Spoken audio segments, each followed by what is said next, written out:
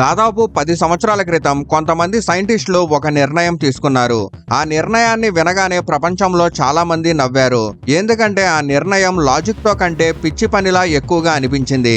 ఆ నిర్ణయం ఏంటంటే వాళ్ళు ఎన్నో గేదెల్లా కనిపించే అడవి జంతువుల్ని అంటే బైసన్స్ ను ఒక పూర్తిగా ఎండిన నాశనమైన దాదాపు చనిపోయినట్లు భావించిన భూమిపైన వదిలేశారు. అక్కడ పచ్చి గడ్డి లేదు, నీటి మూలం ఏమీ లేదు, ఎటువంటి మనుషుల పర్యవేక్షణ కూడా లేదు. కేవలం ఒక ఖాళీ బంజరు మైదానం. అక్కడ దూరం దూరం వరకు దుమ్ము ఎగురుతూ ఉండేది. గాలి తప్ప వేరే ఏమీ కదలడం కనిపించేది కాదు. అయితే సైంటిస్టులు కావాలనే అక్కడ ఎలాంటి సహాయం వదలలేదు. మందులు లేవు, సప్లిమెంట్స్ లేవు, ఎక్స్ట్రా మేత కూడా లేదు. వాళ్ళు ఆ జంతువుల్ని వదిలేసి వెనక్కి చూడకుండా అక్కడి నుంచి వెళ్ళిపోయారు. ఈ వార్త బయటకు వచ్చిన వెంటనే ప్రజలు చెప్పడం మొదలుపెట్టారు, ఈ జంతువులు ఎక్కువ రోజులు బతకలేవు అని, ఇంత చెడ్డ భూమి పైన ఏ జీవి కూడా బతకలేదు అని. కానీ నిజమైన కథ అప్పుడే మొదలైంది. 10 సంవత్సరాల తర్వాత అదే సైంటిస్టులు ఆ ప్రాంతానికి మళ్ళీ తిరిగి వచ్చారు. వారి ముందు కనిపించిన దృశ్యం వారి ఆలోచన విధానాన్ని మాత్రమే కాకుండా ప్రపంచం మొత్తం ఆలోచన విధానాన్ని మార్చేసింది. వాళ్ళు చూసిన దృశ్యం ఏంటంటే ఎక్కడ ఎప్పుడు దుమ్ము మేఘాలు లేస్తాయో అక్కడ ఇప్పుడు గడ్డి అలలు కదులుతున్నాయి.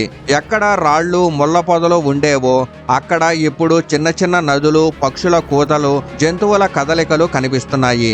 ఏ మిషన్ సహాయం లేకుండా, ఏ ప్రభుత్వ ప్రాజెక్టు లేకుండా, మనుషుల కష్టం లేకుండా కేవలం ఒక జంతువు తిరిగి రావడం వల్ల ఒక చనిపోయిన ప్రాంతం మళ్ళీ బ్రతికింది. అయితే ఇప్పుడు ఇక్కడ నుంచి ఒక ప్రశ్న వస్తుంది, ఇది ఎలా సాధ్యమైంది? బైసన్లు ఏం చేశాయి? మనుషులు, ప్రభుత్వాలు, మిషన్స్ కలిసి కూడా చేయలేని పనిని ఇవి ఎలా చేశాయి? దానికి సమాధానం ఆ చరిత్రలో దాగి ఉంది. దాన్ని మనం కావాలనే మర్చిపోయాము. ఎందుకంటే ఈ భూమి ఒకప్పుడు బైసన్లదే. వేలు కాదు, కోట్ల బైసన్లు ఒకప్పుడు నార్త్ అమెరికా మొత్తం ఓపెన్ గ్రౌండ్స్ లో స్వేచ్ఛగా పరిగెత్తేవి. కానీ అవి కేవలం జంతువులు కాదు, మొత్తం ఎకోసిస్టమ్ కి హృదయ స్పందన లాంటివి. అవి మైదానాల రాజులు, ఆదివాసీ సమాజాల జీవితాలకు వెన్నుముక. వారికి బైసన్ శరీరంలో ప్రతి భాగం పవిత్రమైంది, ఇంకా ఉపయోగకరమైంది. మాంసం ఆహారం కోసం, చర్మం బట్టల కోసం, ఎముకలు సాధనాల కోసం ఉపయోగించేవాళ్ళు.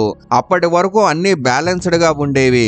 కానీ తర్వాత మనుషులు వచ్చారు. 18వ శతాబ్దంలో బైసన్ల వేట అవసరం కోసం కాకుండా డబ్బు కోసం మొదలైంది. వాటి చర్మాలు అమ్ముడవడం మొదలైంది. వాటి మాంసం ఫ్యాక్టరీలకు పంపించబడింది. రైల్వే లైన్లు వేశారు. రైలు కిటికీల నుంచి ప్రయాణికులు కేవలం టార్గెట్ ప్రాక్టీస్ కోసం కదులుతున్న బైసన్లను కాల్చేవాళ్ళు. ఎంత ఎక్కువ బైసన్లను చంపితే అంత ఎక్కువ లాభం. ఇది కేవలం వ్యాపారం కాదు, ఒక రాజకీయ ఆయుధంగా కూడా మారింది. అయితే అమెరికా ప్రభుత్వం ఈ ఊచకోతను చూసి చూడనట్టు ఉండిపోయింది. ఎందుకంటే దీనివల్ల ఆదివాసీ సమాజాలు బలహీనమయ్యాయి. బైసన్స్ లేకుండా వారికి ఆహారం ఉండదు, బట్టలు ఉండవు, గుర్తింపు కూడా ఉండదు. ఆ తర్వాత నెక్స్ట్ 20 సంవత్సరాల్లో కోట్ల బైసన్లు మైదానాల నుంచి అదృశ్యమయ్యాయి. చాలాసార్లు కేవలం చర్మం తీసేసి మిగిలిన శరీరాన్ని కుళ్ళిపోయేలా వదిలేసేవాళ్ళు. ఆ తర్వాత 1870ల నాటికి వాటి సంఖ్య కోట్ల నుంచి లక్షలకు పడిపోయింది. 1899 నాటికి అమెరికా అంతటా కేవలం 541 బైసన్లు మాత్రమే మిగిలాయి. ఆలోచించండి, కోట్ల నుంచి నేరుగా 500కి. ఇది కేవలం వేట కాదు, అది ఒక పూర్తి జాతిని నాశనం చేయడం. మైదానాల రాజులు వెళ్ళిపోగానే భూమి కూడా తన శ్వాస కోల్పోవడం మొదలుపెట్టింది. గడ్డి అదృశ్యమవుతూ వచ్చింది, మట్టి వదులుగా మారింది. వర్షం వచ్చినప్పుడు నీరు నేలలోకి ఇంకకుండా ప్రవహించి అన్ని తీసుకెళ్లిపోయేది. నెమ్మదిగా భూమి వ్యర్థమవుతూ వచ్చింది. ముఖ్యంగా మెక్సికోలోని చియా వంటి ప్రాంతాల్లో ఒకప్పుడు ఓపెన్ గ్రౌండ్స్ ఉన్న చోట ఇప్పుడు కేవలం పొదలు, ముళ్ళ అడవి మాత్రమే మిగిలింది. భూమి మీద ఒక గట్టి పొర ఏర్పడింది. అది నీటిని ఇంకనీయదు, విత్తనాలు మొలకెత్తనీయదు. అయితే ఇక్కడ కేవలం మొక్కలు మాత్రమే చనిపోలేదు, వాటితో పాటు జంతువులు కూడా చనిపోయాయి. ప్రేరీ అనే డాగ్స్ నేల కింద స్వరంగాలు తవ్వి మట్టిని బతికించే జంతువులు, అవి కూడా అదృశ్యమవుతూ వచ్చాయి. వాటితో పాటు కీటకాలు, పక్షులు, చిన్న జంతువులు కూడా అంతరించిపోతూ వచ్చాయి. పూర్తిగా నేచురల్ చైను విరిగిపోవడం మొదలైంది. ఎవరో ఒక దారం లాగేసినట్లు మొత్తం నిర్మాణం చెదిరిపోయింది. అప్పుడు మనుషులకి తెలిసింది, మనం నాశనం చేసిన ఆ జంతువు బహుశా ఈ భూమిని కాపాడగలదు అని. అందుకే 2009లో కొన్ని బైసన్లను అమెరికా నుంచి తీసుకొచ్చి మెక్సికోలోని అత్యంత నాశనమైన ప్రాంతంలో వదిలేశారు. అక్కడ సంవత్సరాల తరబడి గడ్డి మొలకెత్తలేదు, పక్షుల కూతలు వినపడలేదు. ఆ కొన్ని బైసన్లను ఆ ఎండిన పగిలిన భూమిపైన వదిలేసినప్పుడు నిజమైన మార్పు ఏ బాంబు పేలుడులాగా రాలేదు. అది నెమ్మదిగా దాదాపు నిశ్శబ్దంగా మొదలైంది. మొదటి చూపులో గుర్తించడం కష్టమైన మార్పు, కానీ భూమి దాన్ని అనుభవిస్తుంది. ఎందుకంటే బైసన్లు కేవలం జంతువులు కాదు, అవి నడిచే తిరిగే ఎకోసిస్టమ్ ఇంజనీర్లు. వాటి ప్రతి అడుగు భూమితో ఒక సంభాషణ. బైసన్లు రోజు మైళ్లు నడుస్తాయి, కానీ అవి ఎక్కడ పడితే అక్కడ ఎటు అటు తిరగవు. వాటి నడకలో ఒక సహజ లయ ఉంటుంది. అవి ఎక్కడ ఎక్కువసేపు ఆగవు. ఇదే వాటి అతిపెద్ద బలం. వాటి భారీ శరీరం గట్టి నేలపైన పడినప్పుడు సంవత్సరాల తరబడి నీరు గాలిని లోపలికి వెళ్ళనీయకుండా అడ్డుకునే ఆ గట్టి పొరను పగలగొడుతుంది. మనుషులు ట్రాక్టర్తో నేలను దున్నినప్పుడు మట్టిని తిరగేసి అలిసిపోయేలా చేస్తారు, కానీ బైసన్లు అలా చెయ్యవు. ఆ మట్టిని తెరుస్తాయి, కానీ చంపవు. వర్షం వచ్చినప్పుడు నీరు ప్రవహించిపోకుండా ఆ పాదాల ముద్రల ద్వారా నేలలోకి ఇంకడం మొదలవుతుంది. ఇక్కడ నుంచి తిరిగి వచ్చే ప్రాసెస్ మొదలవుతుంది. నీరు మట్టిలో నిలిచినప్పుడు విత్తనాలకు అవకాశం వస్తుంది. సూక్ష్మజీవులు ఊపిరి పీల్చుకుంటాయి. భూమి సంవత్సరాల తర్వాత మొదటిసారి తనను తాను బతికి ఉన్నట్లు భావిస్తుంది. కానీ బైసన్ పని కేవలం పాదాల వరకే పరిమితం కాదు. అవి ఎక్కడ నడుస్తాయో అక్కడ మరొక బహుమతిని వదిలేస్తాయి. అవి వాటి పేడ. దాన్ని చాలా మంది కేవలం మలమని భావిస్తారు. వాస్తవానికి అది నైట్రోజన్, ఫాస్ఫరస్, పొటాషియంతో నిండిన సహజ ఎరువు. రీసెర్చర్స్ చెప్తున్నారు, బైసన్లు ఉండే ప్రాంతంలో మట్టిలో నైట్రోజన్ మొత్తం 40% వరకు పెరుగుతుంది. అంటే ఏ కెమికల్స్ లేకుండా, ఫ్యాక్టరీ లేకుండా భూమికి ఆ పోషకాలు లభిస్తాయి. మనుషులు సంచుల్లో నింపి అమ్మే ఎరువులు ఇలా సహజంగా లభిస్తాయి. ఆ తర్వాత వస్తుంది వారి అత్యంత విచిత్రమైన కానీ అత్యంత ప్రభావవంతమైన ప్రవర్తన. దాన్ని సైంటిస్టులు రోలింగ్ అంటారు. బైసన్లు తరచూ నేలపైన పడి రుద్దుకుంటాయి. కొన్నిసార్లు కీటకాల నుంచి తప్పించుకోవడానికి, కొన్నిసార్లు ఆనందంలో, కొన్నిసార్లు తమ బలాన్ని చూపించడానికి. కానీ వాటి భారీ శరీరం నేలతో రుద్దుకున్నప్పుడు పైన ఉన్న గట్టి పొర పగులుతుంది. ముళ్ళ పొదలు పీకేస్తాయి. నేలపైన ఓపెన్ ప్యాచ్ ఏర్పడుతుంది. ఇదే ఆ స్థానం. అక్కడ అద్భుతం జన్మిస్తుంది.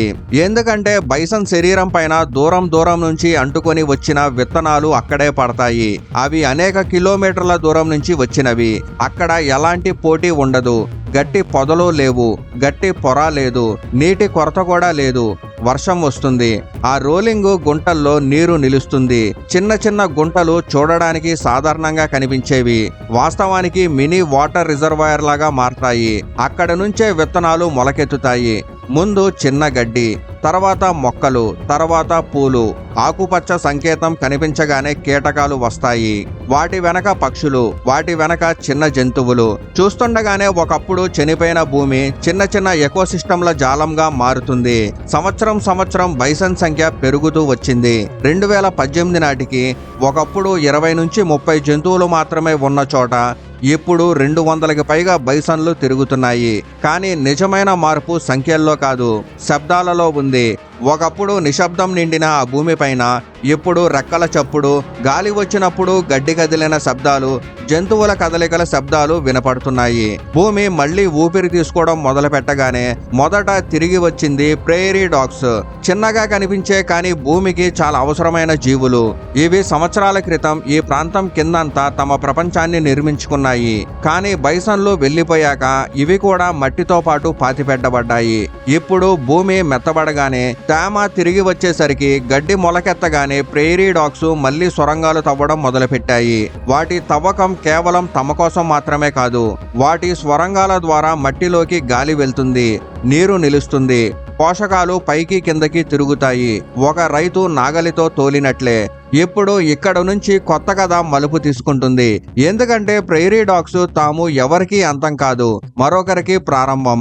అవి తిరిగి రావడంతో మొత్తం సైకిల్ మళ్ళీ తిరిగి రావడం మొదలైంది. ప్రైరీ డాగ్స్ తిరిగి రావడం ఒక జాతి కథ కాదు, అది ఒక ద్వారం.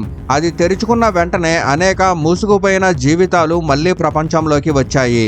ఎందుకంటే ప్రైరీ డాగ్స్ కేవలం నేలను తవ్వే చిన్న జంతువులు కాదు. అవి కొందరికి ఇళ్ళు, కొందరికి ఆహారం, కొందరికి పూర్తి భవిష్యత్తు.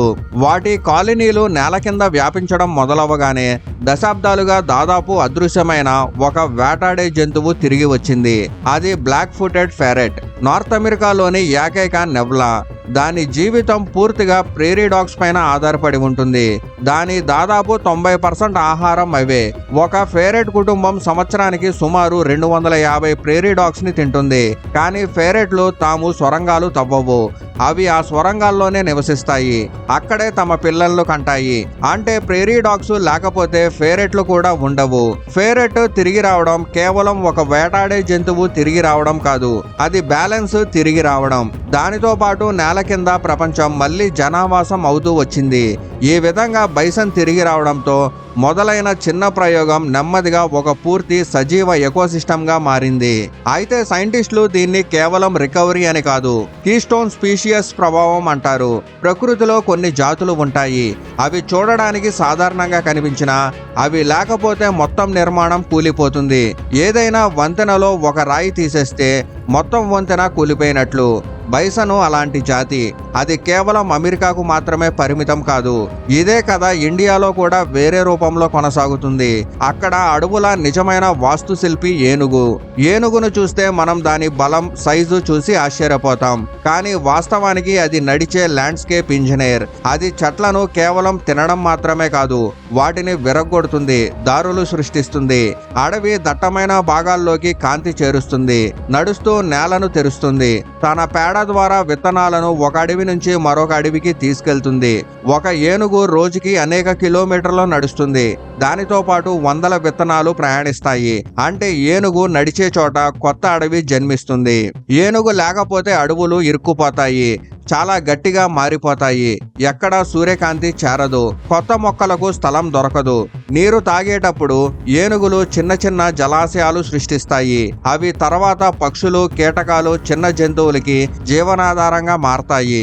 అదే విధంగా పులి కూడా ఒక కీస్టోన్ స్పీషియస్. పులి కేవలం వేటాడే జంతువు కాదు, అడవి యొక్క బ్యాలెన్స్. దాని ఉనికి వల్ల జింకలు, నీల్గాయ్, అడవి పందులు వంటి మాంసాహేతర జంతువులు ఒకే చోట నిలబడి అన్ని నాశనం చేయవు. ప్రతి పొద, ప్రతి చెట్టు వెనక వాటికి భయం ఉంటుంది. ఎక్కడైనా వేటాడేది దాక్కుని ఉండొచ్చు, కాబట్టి అవి కొంచెం తిని ముందుకు సాగిపోతాయి. ఈ కదలికలే అడవి తనను తాను మళ్ళీ పెంచుకోవడానికి అవకాశం ఇస్తుంది. కానీ పులులు అదృశ్యమైతే భయం కూడా పోతుంది. శాకాహార జంతువులు ఎక్కువ ఆకుపచ్చ ఉన్న చోటే నిలబడి తినేస్తాయి. భూమి ఎండిపోయే వరకు తింటూనే ఉంటాయి. అప్పుడు మట్టి వదులుగా మారి వర్షంతో కొట్టుకుపోతుంది. మొత్తం అడవి నెమ్మదిగా ఎండిపోయినట్టుగా మారుతుంది. అయితే ఇదంతా మీకు కేవలం కథలా అనిపిస్తే దానికి అత్యంత నిజమైన ప్రూఫ్ ఎల్లోస్టోన్ నేషనల్ పార్క్. అక్కడ మనుషులు ఒకప్పుడు ఇదే తప్పు చేశారు. తోడేళ్లను ప్రమాదకరమని భావించి ఒక్కొక్కటిగా చంపేశారు. 1926 నాటికి చివరి తోడేళ్లు కూడా అంతరించిపోయాయి. మొదట్లో అంతా ప్రశాంతంగా ఉన్నట్లు అనిపించింది, కానీ నెమ్మదిగా అడవి అనారోగ్యంగా మారింది. పెద్ద శాకాహార జంతువులు భయం లేకుండా అయ్యాయి. నది ఒడ్డున ఉన్న ఆకుపచ్చతనంను నాశనం చేశాయి. మొక్కలు మొలకెత్తడం ఆగిపోయింది. నది ఒడ్డులు బలహీనమయ్యాయి. చెట్లు అదృశ్యమవుతూ వచ్చేసరికి బేవర్లు కూడా అదృశ్యమయ్యాయి. అవి లేకుండా చెరువులు ఎండిపోయాయి, పక్షులు వెళ్ళిపోయాయి, చేపలు తగ్గిపోయాయి. మొత్తం ఎకోసిస్టమ్ హృదయ స్పందన నెమ్మదిగా తగ్గిపోయింది. అప్పుడు 1995లో కేవలం 14 తోడేళ్లను తిరిగి తీసుకొచ్చారు. ఆ తర్వాత జరిగింది సైన్స్ పుస్తకాల్లో ట్రాపిక్ క్యాస్కేడ్ పేరుతో పాపులర్ చెందింది. అయితే బైసన్ కథ మనకు అతిపెద్ద పాఠం ఇస్తుంది. మనుషులు ప్రతి సమస్యకు పరిష్కారం తమ మిషన్స్ లో, తమ ప్లాన్స్ లో, తమ కంట్రోల్లో మాత్రమే వెతకరు.